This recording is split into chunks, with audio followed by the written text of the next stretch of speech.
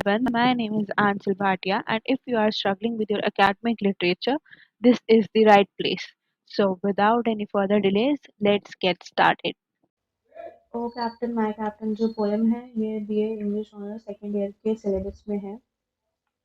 O captain my captain Walt Whitman ने लिखी है 1865 में।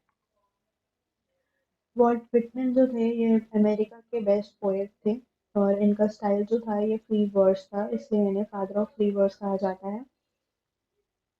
1861 में सिविल वॉर हुई थी जिसे अब्राहम लिंकन ने लीड किया था।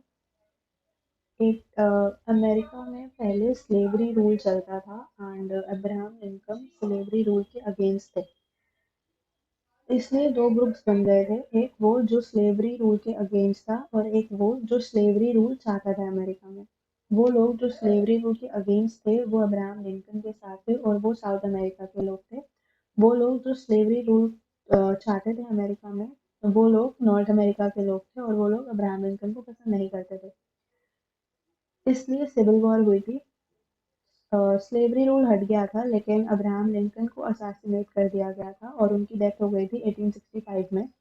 उसके कुछ टाइम बाद लाइक 2-3 मंथ्स बाद वॉल्ट विटमैन ने ओ कैप्टन माय कैप्टन पोएम पेश की थी, लिखी थी, जो कि अब्राहम लिंकन को सिंबलाइज करती है और उस टाइम जो सिविल वॉर हुई थी उसे सिंबलाइज करती है। इस पोएम के 3 स्टैंजाज हैं, तीनों स्टैंजाज एक एक करके पढ़ेंगे और उनका साथ में हम मतलब समझेंगे। O Captain, my Captain, our fearful trip is done. The ship has weathered every dark, the prize we sought is won. The port is near, the bells are here, the people all exulting, while follow us the steady Neil, the vessel grim and daring. But oh heart, heart, heart, oh the bleeding drops of red were on the deck, my Captain lies, fallen cold and dead. जो first stanza शुरू होता है इसमें हम देख सकते हैं कि ये जो स्टैंजा है इसमें शुरुआत में बहुत हैप्पीनेस दिखाई जा रही है कि जो शिप है वो जीत के वापस अपने पोर्ट पे आ रही है और लोग बहुत ज़्यादा खुश हैं। पोएट खुश है, वहाँ जो सामने लोग हैं वो खुश हैं। पोएट अपने कैप्टन को बताता है कि कैप्टन देखो मुझे पोर्ट दिख रहा है, हम घर पहुंचने वाले हैं। और वो ये कहता है कि मैं टेम्पल बेल सुन सकता हूँ, जो लोग खुश हैं मुझे उनकी हंसी सुनाई दे रही है, वो हमारा बेसब्री से इंतजार कर रहे हैं। पोएट जो है अपने कैप्टन को कंग्रेचुलेट करता है कि उन्हीं की वजह से ये फियरफुल जर्नी जो है वो उसका एंड हुआ। इतने सारे डेंजर्स के बाद वो लोग घर पहुंचे और उन्होंने विक्ट्री ली। इस टाइम पे पोएट को पता चलता है कि उनका कैप्टन जो है वो मर चुका है। यहाँ हम कैप पोएट की आवाज़ में थोड़ा ट्रेम्बल मतलब घबराहट, डिसऑर्डर जो उसने डिजास्टर विटनेस किया है उसकी वजह से हम देख सकते हैं। Second stanza, O captain my captain rise up and hear the bells, rise up for you the flag is flung, bugle trill for you then the duets, for you the crowding, for you they call the sway, their eager faces turning.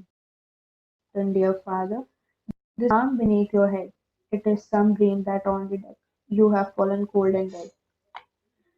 अब second stanza में speaker ये wish करता है कि जो captain मर गया है, ये कैप्टन के मरने की एक ड्रीम हो, कैप्टन जिंदा हो।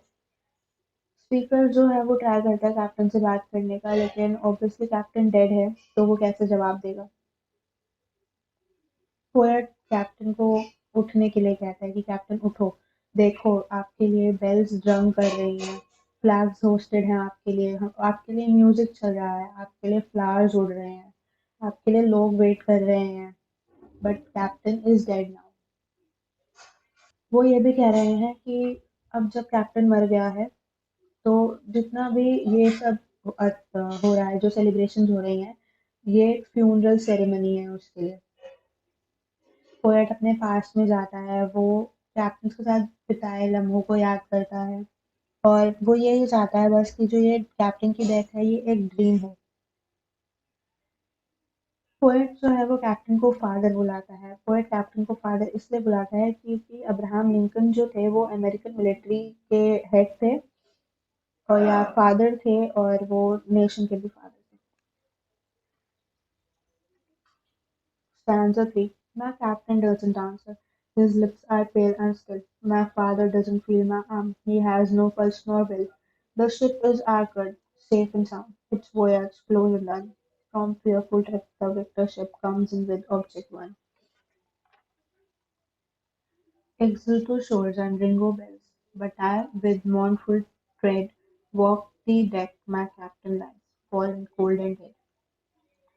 अब स्टैन्ज़ा 3 में हम प्राइड और एगनी की थीम देख सकते हैं। जो स्पीकर था उसकी एगनी हम तब देख सकते हैं जब वो ये कहता है कि कैप्टन के लिप्स जो थे वो पेल हो रहे थे। वो ये भी कहता है कि कैप्टन की कोई विल नहीं थी। इसका ये मतलब है कि कैप्टन जो थे उनकी कोई इच्छा नहीं थी, वो और कुछ नहीं चाहते थे अपनी लाइफ में। उनको इस चीज़ में विक्ट्री मिल गई थी और वो उनके लिए बहुत खुश था। कहता है कि कैप्टन अब मर चुके हैं, उनके लिप्स पेल हैं। वो ना तो मेरी आर्म महसूस कर सकते हैं और ना ही मेरी दिल की धड़कनें सुन सकते हैं। ये वो टाइम है जब शिप अपनी डेस्टिनेशन पे पहुंच चुकी है। शिप अपने हार्बर पे, अपने पोर्ट पे पहुंच चुकी है। उनकी फेयरफुल ट्रिप एंड हो चुकी है।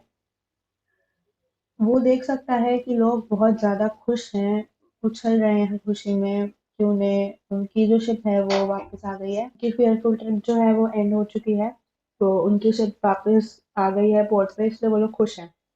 लेकिन जैसा मैंने कहा था, जो ये पोएम है, ये अब्राहम लिंकन और सिविल वॉर को सिंबलाइज करती है। तो यहाँ पर कुछ चीज़ें हैं।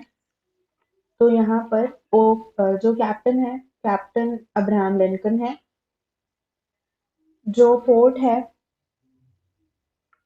वो उन सब सिविल वॉर में जो फाइटर्स है उनका घर है।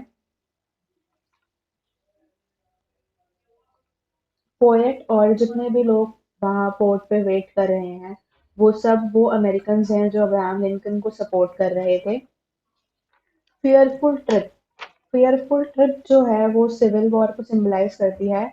और लास्ट आंजा में, लास्ट लाइन में जो डेक यहाँ पर अब्राहम लिंकन की सिमेट्री को सिंबलाइज करता है।